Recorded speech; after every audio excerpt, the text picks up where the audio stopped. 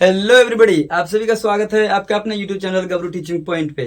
तो हम आपके लिए लेके आ गए हैं क्लास 6 राजनीति शास्त्र, जिसे हम एसएसटी कह देते हैं। एसएसटी में सब आ जाएगा, 6 to 8 आपको एसएसटी पूरा करवाया जाएगा, जो आपके लिए सीटेट में या टीचिंग में आपका रामबाण साबित होने वाला है। और केवल सीटेट में नहीं, बल्कि अगर किसी बोर्ड की तैयारी हो रही है या किसी को कॉम्पिटिटिव एग्जाम का तैयारी कर रहा है, तो भी यहाँ से सवाल बनते हैं और यहाँ से आप सवाल कर सकते हैं। तो मेरे वीडियो को पूरा देखिए, आपको संपूर्ण सीटेट की तैयारी इस वीडियो से हो सकती है। आपको सिलेबस समझना बहुत जरूरी है। आपको क्या सिलेबस के बारे में पता है कि आपको सिलेबस 150 मार्क्स का आपके सीटेट पेपर 2 में पूछा जाता है। पेपर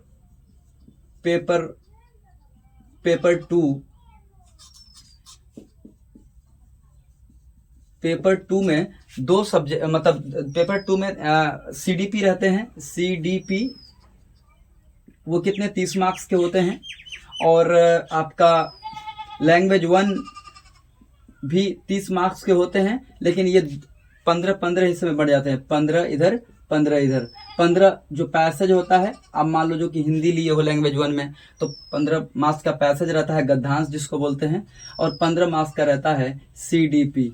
सीडीपी का काफी रोल है सीटेट के एग्जाम में। उसके बाद लैंग्वेज 2 जो है, ये भी 30 मार्क्स का होता है। सेम पैटर्न होता है। ये 15 का में बटा होता है। 15 पैसेज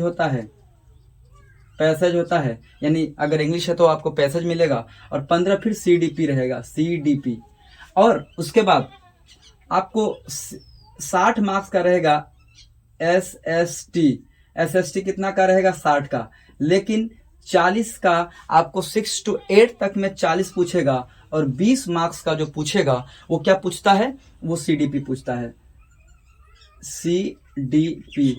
तो आप देख लो कितना रोल है सीडीपी का। देखो यहाँ सीडीपी 30 का पूछा, यहाँ पे सीडीपी 15 और 15 30 60 हो गया, और 60 और 20 80 मार्क्स का केवल सीडीपी पूछता है। इसलिए पढ़ना बहुत जरूरी है। 40 का 40 मार्क्स हम आपको यहाँ से दिलवाने का प्रयास करेंगे। अगर मेरे पूरे वीडियो पूरा लेक्चर आप कर लेते हैं A to Z 6 to 8, तो आपको 40 में 40 यहीं से प्राप्त हो जाएगा, कहीं और जाने की जरूरत नहीं। आते हैं आपको पढ़ाने के लिए कि विविधता की समझ क्या होता है, अंडरस्टैंडिंग ऑफ डाइवर्सिटी क्या है। अंडरस्टैंडिंग ऑफ डाइवर्सिटी क्या होता है? देखिए, विविधता के मतलब होता है भिन्न भिन्न। आप अपने कक्षाओं के आसपास देखिए, बच्चों में देखिए, क्या आपके जैसा शकल मिलता है? बिल्कुल नहीं मिलता। क्या आप जिस धर्म से आते हैं, क्या उसी वो धर्म से आते हैं? हो सकता है कि हो, या नहीं तो किसी दूसरे धर्म से आते हो सकता है जितनी लंबाई आपकी है उतनी लंबाई उसकी नहीं हो, जिस तरह का कलर आपका है रंग, उस तरह का कलर उसका ना हो, या जिस भौगोलिक क्षेत्र से वो आता है उस भौगोलिक क्षेत्र से आप नहीं आते हो। तो देखिए क्या होता है विविधता का मतलब, कि विविधता का मतलब ये समझिए, लोगों के बीच रंग, रूप, लंबाई, क्षेत्र, भाषा, संस्कृति, त्योहार आदि के आधार पर विभिन्नता को विविधता कहते हैं। अगर लिखना है तो लिख लो, अदरवाइज समझने की बात है। ये विविधता की समझ क्या है, सीटेट में पूछेगा नहीं कि विविधता की समझ क्या है, डेफिनेशन नहीं पूछता है, ऑब्जेक्टिव्स रहते हैं। तो ये समझ में आ गई बात। आप देखिए, समझने वाली बात यह है कि विविधता को क्या चीज प्रभावित करता है। तो यहाँ पे लिखे नहीं है, लेकिन सबसे पहले आप ये लिख लीजिएगा कि विविधता को प्रभावित करने वाले 2 कारक है। विविधता को प्रभावित 2 चीज करता है। कितने चीज प्रभावित करता है? 2 चीज। एक तो है ऐतिहासिक पृष्ठभूमि। दूसरा है भौगोलिक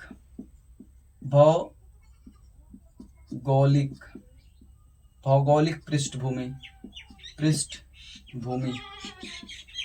देखो, ऐतिहासिक पृष्ठभूमि भी विविधता को प्रभावित किया। आपको पता है कि इस देश में एक धर्म सनातन थे, उसके अलावा कितने धर्म आए, कितने विदेशी लोग यहाँ पे आए और अपनी सभ्यता, अपनी संस्कृति की पहचान छोड़े। तो ऐतिहासिक पृष्ठभूमि है। और देखोगे कि व्यापार करने के लिए प्रथम जो व्यापारी थे जो यूरोप से आए थे, वास्को डी गामा, उन्होंने भी अपनी छाप छोड़ के गए। भौगोलिक पृष्ठभूमि का मतलब क्या होता है, यही पढ़ेंगे। भौगोलिक पृष्ठभूमि में लद्दाख और केरल के बारे में एनसीईआरटी में व्याख्या किया गया है, तो ये लिख लीजिएगा। दो चीजें आपको प्रभावित करता है, कौन कौन सा चीजें? एक तो ऐतिहासिक पृष्ठभूमि और दूसरा भौगोलिक। ऐतिहासिक समझ में आ गया, जो इतिहास में बहुत सारे धर्म, बहुत सारे लोग व्यापार करने से आए, तो यहाँ पे भी लोगों को प्रभावित किया, यहाँ के संस्कृतियों को प्रभावित किया, ठीक है, और यहाँ की संस्कृति से वो भी प्रभावित हुआ, ठीक है। और साथ में आपको ये भी समझने वाली बात है कि भौगोलिक पृष्ठभूमि भी मायने रखता है। अब मान लो कि जो लद्दाख में, या छोड़ो, जम्मू कश्मीर के जो लोग होंगे, उनका जो रहन सहन होगा, खान पान होगा, वो अलग तरह का होगा। और वहीं पे दक्षिण भारत के कोई केरल ले लो या तमिलनाडु ले लो, केरल ले लो, केरल के जो खान पान होगा, पहनावा और हवा होगा, बिल्कुल अंतर होगा वहाँ के पहनावा और हवा के, जम्मू कश्मीर के पहनावा और हवा के। क्यों? कि जम्मू कश्मीर का जो पृष्ठ या है जलवायु है, बिल्कुल ठंड जलवायु है, ठीक है। तो वहाँ पे लोग जैकेट पहनेगा, वहाँ पे गर्म कपड़ा पहनेगा, खान पीन में भी वो अलग तरीके का खान पीन करेगा। लेकिन जो दक्षिण भारत के लोग हैं वो भी खाएगा, लेकिन खाएगा क्या? वो कपड़ा पहनेगा कैसा? वो बिल्कुल पतला कपड़ा पहनेगा। क्यों? क्योंकि हाँ, वहाँ पर जो जलवायु है, बिल्कुल कैसी जलवायु है? गर्म जलवायु है, उष्ण जलवायु है। तो जब उष्ण जलवायु होगी तो लोग वहाँ पर गर्म कपड़ा डालेगा नहीं, पतला कपड़ा पहनेगा, लुंगी पहनेगा, ठीक है। और खान पीन में भी अंतर होगा, वहाँ पे लोग अलग तरह की चीजें खाएंगे। तो ये बातें समझ में आ गई कि ये भौगोलिक विविधता। देखिए, विविधता का जन्म तो भूगोल से भी होता है, इतिहास से भी होता है। ऐतिहासिक तो समझ में आ गया, और भूगोल। अब अगर कोई यूरोप के लोग चाय पीता है तो बात समझा जाता है, लेकिन भारत के लोग भी चाय पीते हैं, गर्म में जो उष्णकटिबंधीय क्षेत्र में रहते हैं वो भी चाय पीते हैं। तो ये चाय क्यों पीते हैं? वो तो खैर आदत लगा दिया, लोग शौकियाना आदतन पी लेते हैं। लेकिन ये गर्म ठंडे प्रदेश के लोग इसको पीते थे। इसलिए पीते थे क्योंकि वहां पर अपने को शरीर में हीट पैदा करने के लिए सिगरेट, बीड़ी और जो शराब का सेवन लोग करते थे। तो लोग आजकल प्रचलन आ गया है, कहीं भी लोग पीते हैं। तो आते हैं लद्दाख में। लद्दाख के बारे में कुछ बातें लिखा गया है, ये आपके एग्जाम के दृष्टिकोण से बहुत ही इंपॉर्टेंट है, खास करके सीटेट। क्या लिखा है कि जम्मू और कश्मीर के पूर्व में पहाड़ी में बसा एक रेगिस्तानी इलाका है। समझो, आपको पता है कि जम्मू और कश्मीर के पूर्व में पहाड़ियों में बसा एक रेगिस्तानी इलाका, आपको पता है ये भारत का नक्शा है। और भारत के नक्शा में इस साइड में, ये इधर जम्मू कश्मीर हो गया, जम्मू कश्मीर, और इस साइड में जो लद्दाख है, ये क्या है? लद्दाख। लद्दाख, लद्दाख। जम्मू कश्मीर के पूर्व, इधर पूर्व में पहाड़ियों में बसा एक रेगिस्तानी इलाका है। रेगिस्तान है, इसका मतलब क्या है कि रेगिस्तान क्यों कहा गया? क्योंकि यहाँ पे बारिश नहीं होती, ठीक है। और समझो, यहाँ पे देख लो लोकेशन कहाँ पे है। तो यहाँ पे कम खेती होती है। क्यों? क्योंकि बारिश नहीं होती, तो बारिश नहीं होगी तो खेती कम होगी। बर्फ से ढका हुआ है। तो रेगिस्तान में केवल ये मत समझिएगा कि केवल जहां पर बालू हो और बिल्कुल पानी का कोई अंश ना हो वही रेगिस्तान। रेगिस्तान जहां पे कुछ नहीं होते हैं, बर्फ होते हैं, वो भी रेगिस्तान ही कहलाता है। तो आपको पहले बार शायद पता चला होगा एनसीईआरटी पढ़ के कि रेगिस्तानी इलाका, लद्दाख को रेगिस्तान भी कहा जाता है। क्यों? पहाड़ियों में बसा एक रेगिस्तानी इलाका है। यहाँ पे खेती कम होता है। खेती कम होने का रीजन है बारिश कम होती है। उसके बाद बर्फ से ढका हुआ है ये। यहाँ खास जो लद्दाख है, वहां पे खास किस्म के बकरी मिलते हैं, खास किस्म के बकरी मिलते हैं। उस बकरी से पश्मीना ऊन बनते हैं, और वो ऊन जो होते हैं बहुत महंगा होते हैं, ऊनी बहुत कीमती होते हैं। वहां पे व्यापार, उस वजह से अट्रैक्शन बढ़ता है। वहां पर लोग गए व्यापार करने के लिए। क्यों? क्योंकि वहां पे पश्मीना ऊन मिलते हैं, और वो जो ऊन होते हैं वो बहुत महंगा होते हैं और बहुत गर्माहट देता है, वो गर्मी महसूस करवाता है शरीर के अंदर, हवा प्रवेश करने से रोकता है। उसके बाद लद्दाख व्यापार के लिए अच्छा मार्ग माना जाता था उस टाइम पर, और इससे होकर मध्य एशिया के काफिले तिब्बत पहुंचे थे। काफिले मतलब हुजूम, लोगों का समूह यहाँ पे आए थे मध्य एशिया के। जो मध्य एशिया मतलब सेंट्रल एशिया, जो आपका वो हो गया, क्या बोलते हैं, सेंट्रल एशिया में जितने भी कंट्री हुए, मान कौन कौन सा कंट्री है आपका सेंट्रल एशिया के, जो हो गया कजाकिस्तान, किर्गिस्तान, उज्बेकिस्तान, ये सब सेंट्रल एशिया में है। तो ये काफिले तिब्बत पहुंचे और ये काफिले अपने साथ मसाला, कच्चा रेशम, दरिया आदि जो है लेके यहां से गए।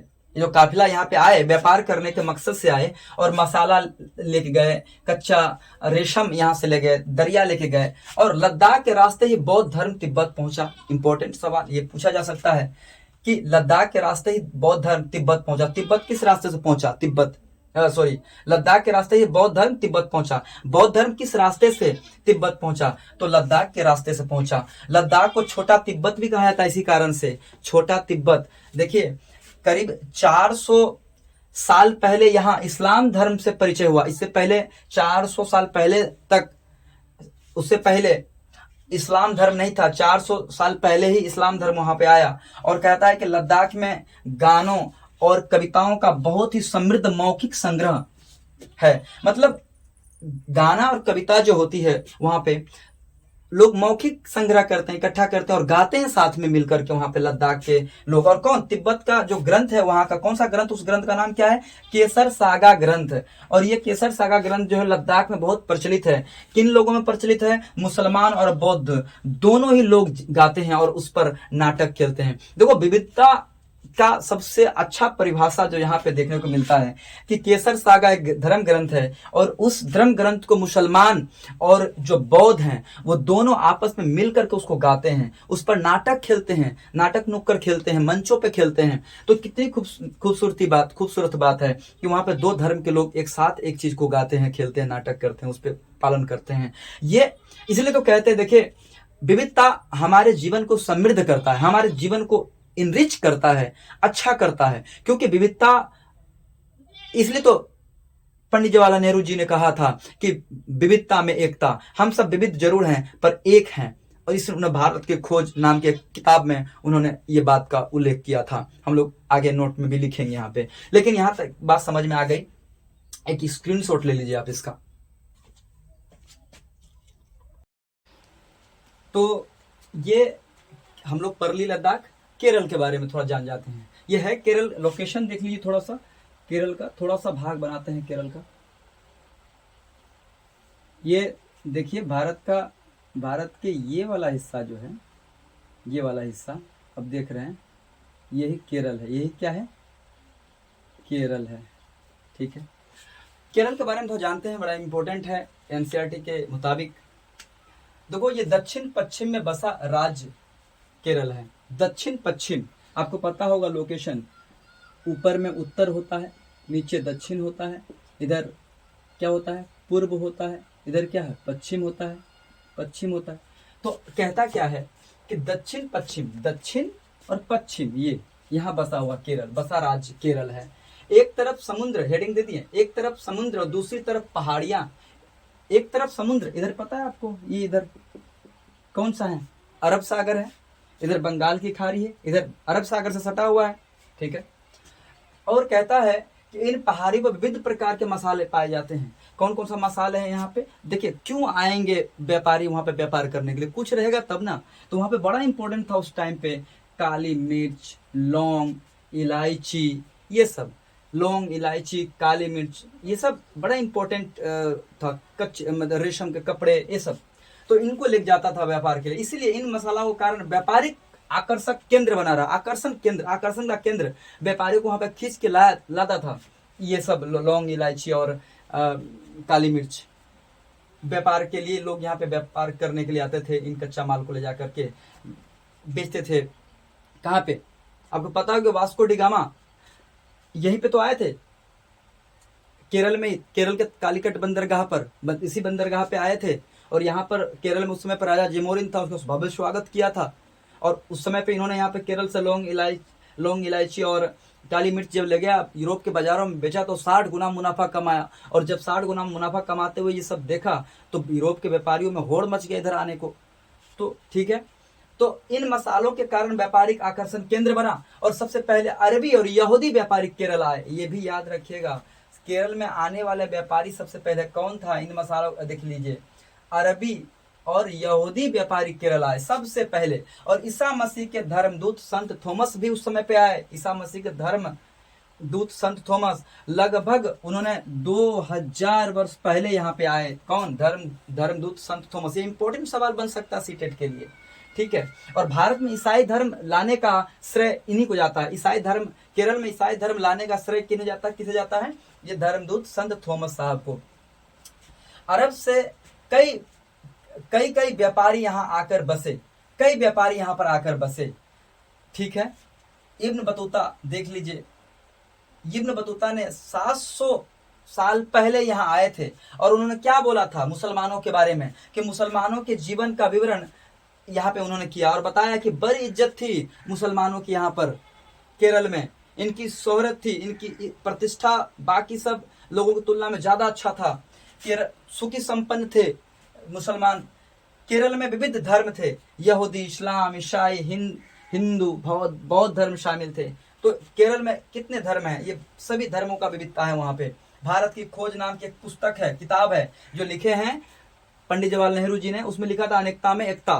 तो अनेकता में एकता का विचार पंडित जवाहरलाल नेहरू ने दिया था, और किस पुस्तक में? तो भारत की खोज में। ओके, राष्ट्रगान लिखने वाले कौन महान विभूतियां हैं? तो रविंद्रनाथ टैगोर हैं। याद रखिए, भारत में कुछ धर्म हैं, 8 मुख्य धर्म है, वर्तमान में भी हैं, और भाषाएं 1600 भाषाएं बोली जाती है। नृत्य शैली 100 से ज्यादा है, 100 के आसपास है। तो कहते हैं कि हमारा जो विविधताएं हैं वो अच्छी है, वो हमारे लिए अच्छा हुआ है। ये इस चीज को देखा भी गया जब देश की आजादी के लिए सारे अलग अलग धर्म, भाषा सब भूल करके, क्षेत्र भूल करके सब एक साथ एक ताकत बन करके अंग्रेजों से लड़ाई लड़ा। तो ये तो सबसे बड़ा अनेकता में एकता का सबसे बड़ा उदाहरण हम उस समय पे देख सकते हैं। तो ये चैप्टर आज खत्म हुआ हम लोगों का। अच्छे से पढ़िए, सीटेट में फोड़ दीजिए।